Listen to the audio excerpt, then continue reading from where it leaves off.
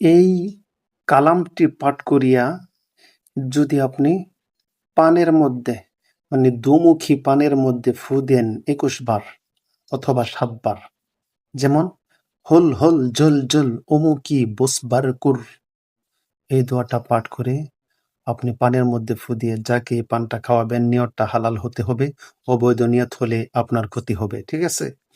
তো সেই জন্য নিজের শরীরের মধ্যে যদি আধ্যাত্মিকতা থাকে, রোহানি শক্তি থাকে, তাহলে এই কাজ হয়ে যাবে।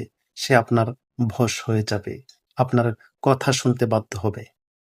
কোন সুঘ্রাণযুক্ত ফুলের মধ্যে যদি আপনি আদামা রহিনুন হাকু সিওয়াহা এই দোয়াটা ২১ বার পাঠ করে আপনি পানের মধ্যে ফু দিয়ে না পান না ফুলের মধ্যে ফু দিয়ে যাকে ঘ্রাণ নিতে দিবেন সেই বশ হয়ে যাবে ইনশাল্লাহ। আপনি যদি কাউকে হালাল নিয়তে বশ করতে চান, বাধ্য করতে চান, আপনার কথা শোনাতে চান, তাহলে কি করবেন? আপনি যাকে বশ করবেন তার মাথার কপালের সামনের দিকে চুল শক্ত করে ধরে, আপনার ডান হাত দিয়ে তার চুল ধরে আপনি মাত্র একবার পাঠ করবেন সূরা কদর একবার পাঠ করবেন, আগে পরে ১০ বার দুরূদ শরীফ পাঠ করে তার মাথার মধ্যে ফু দিবেন, সে আপনার বশ হয়ে যাবে, যদি আপনার নিয়তটা হালাল থাকে এবং আপনার আমলের মধ্যে আধ্যাত্মিকতা ও রুহানি শক্তি থাকে ইনশাল্লাহ। গমের রুটিতে হাবরু মাবরু জাফরান রোশনি কালি দিয়ে আপনি যদি লেখেন ইয়া আইয়ুহাল্লাযীনা আমানুসবিরু ওয়াসাবিরু ওয়ারাবিতু ওয়াত্তাকুল্লাহা লাআল্লাকুম তুফলিহুন, এটা লিখে যদি আপনার স্ত্রীকে বশ করার জন্য আপনার স্ত্রীকে খাওয়ান, তাহলে দেখবেন আপনার স্ত্রী আপনার কথা শুনতে বাধ্য হবে, আপনার বশ হয়ে যাবে, যদি আপনার মধ্যে রুহানি শক্তি এবং আধ্যাত্মিকতা থাকে।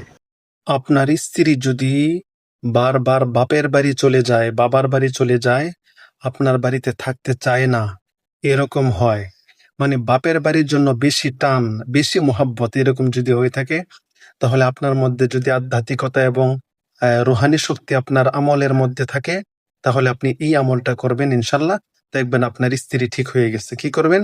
সর্বপ্রথমেই আপনি ৫০ বার পাঠ করবেন ওয়ালাউ আনফাকতা মা ফিল আরদি জামিআন মা আল্লাফতা বাইনা কুলুবিহিম ওয়ালাকিন্নাল্লাহা আল্লাফা বাইনাহুম ইন্নাহু আজিজুন হাকীম। এই দোয়া পড়ার আগে এবং পরে ১০ বার দুরূদ শরীফ পাঠ করবেন, ১০ বার আস্তাগফিরুল্লাহ পাঠ করবেন। ঠিক আছে? তাহলেই ইনশাল্লাহ কাজ হয়ে যাবে। সুপ্রিয় দর্শক, এই মুহূর্তে আপনাদের জন্য যে তদবিরটা আমি দিব বশ করার জন্য, হালাল নিয়তে আপনারা যদি কাউকে বশ করতে চান, তাহলে এই তদবিরটা তাদের জন্যই। এটা হচ্ছে আপনি যখন কাউকে বশ করবেন, তখন মিছরি আছে না, মিষ্টি জাতীয় সেই মিছরির উপরে আপনার ১০০ বার পাঠ করবেন। প্রথমে ১০ বার দুরূদ শরীফ এবং ১০ বার আস্তাগফিরুল্লাহ পাঠ করবেন। এরপরে আপনি এই দোয়াটা পড়বেন ১০০ বার। বিসমিল্লাহির রহমানির রহিম। হুয়াল্লাযী আইয়াদাকা বিনাসরিহি ওয়া বিল মুমিনিনা ওয়া আল্লাফা বাইনা কুলুবিহিম লাউ আনফাকতা মা ফিল আরদি জামিআন মা আল্লাফতা বাইনা কুলুবিহিম ওয়ালাকিন্নাল্লাহা আল্লাফা বাইনাহুম ইন্নাহু আজিজুন হাকীম।